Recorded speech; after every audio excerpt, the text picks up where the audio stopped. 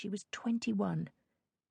Not very old, but it might be that a childhood fraught with disasters had prepared her in some way for them.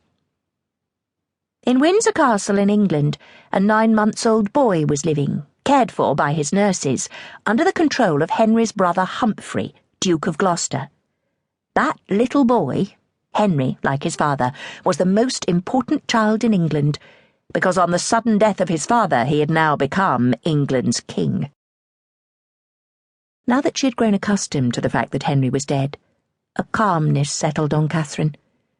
Her brother-in-law John would tell her what to do, and she would trust him, as Henry had.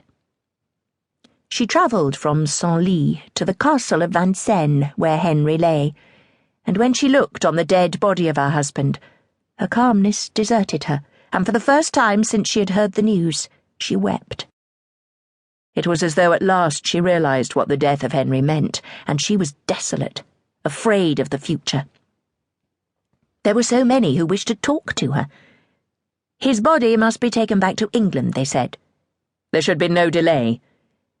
But the Duke of Bedford had ordered that her wishes should be respected in every way. She wanted to be alone, she said, just for an hour, alone to think. She ordered that her horse should be saddled. She had a desire for the solitude which the forest could offer. So they saddled her horse, and she rode out into the Bois de Vincennes, while at a respectful distance the king's squires waited for her. When she dismounted, one of the squires hurried forward to take her horse. She looked at him. He was young, about her own age, tall, dark, with a face which interested her. She said, "I have a mind to rest here for a little while. The forest is beautiful at this time of year. Do you agree?" "It is, my lady," he replied.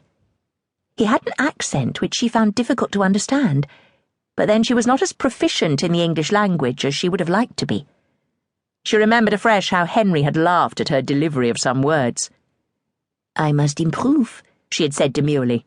"No," he had cried, "I like it your way, Kate. Don't change. Just stay, my little French Kate." She wondered if she was going on all her life remembering. She said, "Already there are signs of autumn." "It's so, my lady," answered the squire. "It is sad, the summer over. The leaves are already changing colour. Soon the branches will be stark and bare." A terrible melancholy had come over her. As with my life, she thought. He is gone. Summer is over. The winter is coming on. Then she looked at the squire. He was very young. In the springtime of life, one might say. "How old are you?" she asked impulsively. He looked surprised, as though wondering of what interest his age could possibly be to this queen. But he answered promptly, "I am about to be 21. She looked at him and smiled. A moment ago she had been thinking how young he was, with his life before him, and he was just her age. It was like a revelation. Henry was dead, but she was alive, and she was young. She was beautiful. She might be the widow of Henry the Conqueror, but she was also the mother of Henry VI of England, and there was so much left to her. There was her baby to care for. Her whole life lay before her. She had lived through terrible hazards in the past. She would do so again if necessary. For a few moments her melancholy had lifted.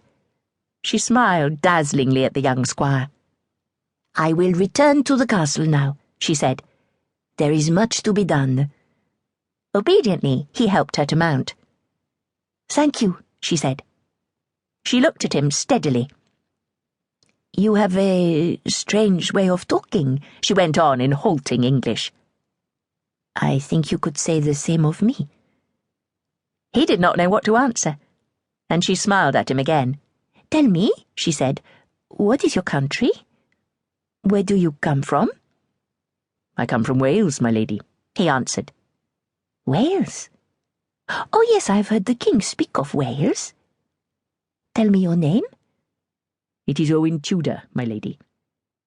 "Owen Tudor," she repeated.